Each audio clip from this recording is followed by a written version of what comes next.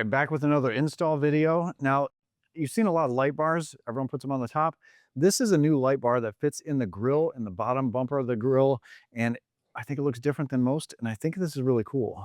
This is from T Sportline. This is their 40-inch curved light bar. It's not blue. This is just a protective layer on here, but before we install this today, just the quality alone. This thing is heavy duty built. You get a lot of light bars that almost feel like they're plastic. This thing is, the quality of this is amazing.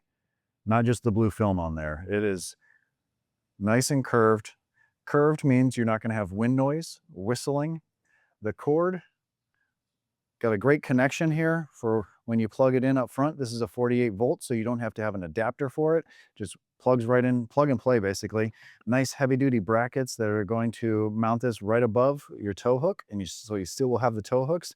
And so in today's video, we're going to install this, of course, but I'm not going to show you their install video or do it the way they do it. They have a great install, detailed video on every little part. We're going to kind of go over some tricks and tips that I want to show you that I think makes it easier to install. So let's get going. So in the frunk, what you're going to do is remove this whole frunk piece. Now it's just this cap piece, of course, your windshield washer fluid, and then right underneath this area here, you pop off these things with a little pry tool. There's 2 bolts there. There's a bolt up here, same 10mm bolt, one up here, and then the 2 underneath here.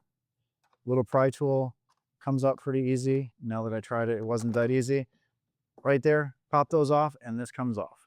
So now that we got all those taken off, this is loose. But you don't want to just yank this thing out of here because this is plugged in. So you want to loosen it up a little bit, get your hand behind, grab the connector, and pull it off. And once that's removed, just take the frunk out. All right, so now down underneath the bumper here, you're going to remove this plastic piece. This was already loose. Thank you, Tesla, making our job easier. But once you remove this piece, you're going to feed the wires up into there and next to the headlight into this wire set up here. Now it looks kind of weird. These wires are just dangling here. Why would Tesla do this? But this is where the power is to the frunk, where you can control it on the screen. So once you remove the cover, there's a 10mm bolt here. Zip that out. And that's it for right now. We're going to feed this through, but I'm going to change things up a little bit. Their directions, you put the bracket on there. We're going to build this on the table and then take the whole thing to the car, because Nick, my editor, which is his vehicle, there's going to be more videos on his. We're going to, since I have another person, we're going to hold this in place and then bolt it up. All right, so we have the provided black screws that are going to go right in the ones we took out. That's going to hold the bracket in place. And now we picked this up. What we did was we attached all this together, and now it's going to go on in one assembly. Pro tip here, take the cord and run it through the hole and then feed it through this, whatever this is, or the opening. Anyway, you grab it underneath the light. Once you have this in, I guess you could use a wire fish if you need to, but this is a big enough cable where you should be able to get your hand in there, especially if you have small hands. So once you have this in, just slide right into place. Grab one of these and just feed it right in. Don't cross thread. Do a nice forearm workout.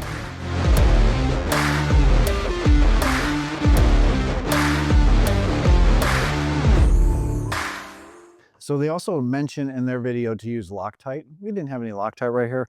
This is pretty strong. It went on pretty good, but if you're off-roading, things can jar loose.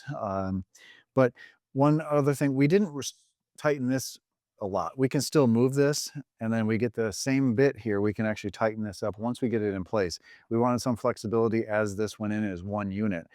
The other way they wanted you to put this bracket on first and then feed this through on each side. You still need another hand because someone needs to hold the light while you're feeding this in. So I thought this was easier, and I think it'll be easier for you as well.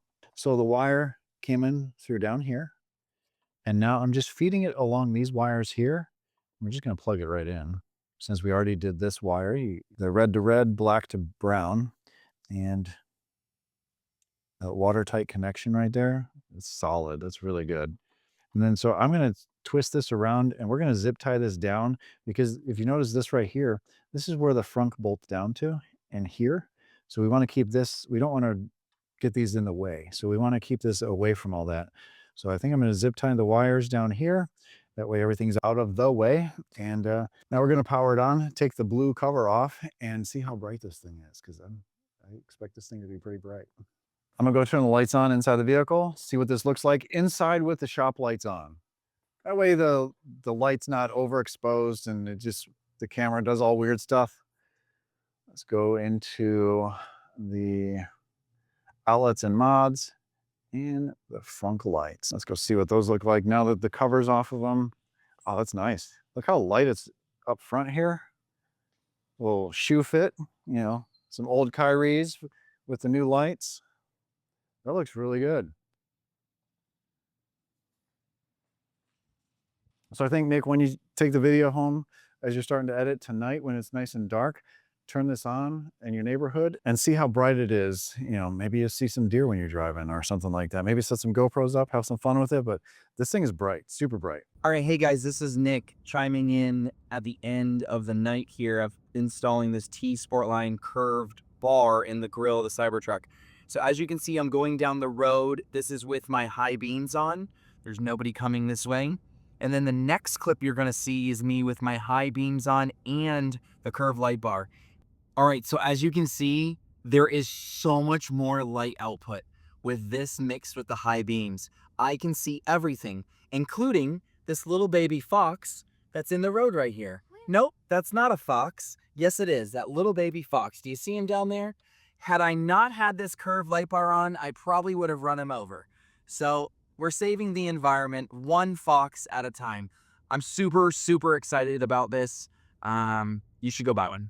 So as you saw, this is a pretty easy install. One person can probably do it. The coolest thing about T Sportline is they have a place in California and in Atlanta, so shipping is really fast and not that expensive. Nick actually bought this light. We did not get this for free from T Sportline for this video or anything. We're just showing this off, and I thought it was a great video because we have something coming with a bunch of light bars in a future video that go up top there. We're getting some T Sportline lights for that and some others, the factory light bar as well. We're gonna see which one is best out of those. So order yours. There's a link down below to T Sportline to this product, but they have a ton of products on there, and get your car customized. Don't make it stock. No one likes that.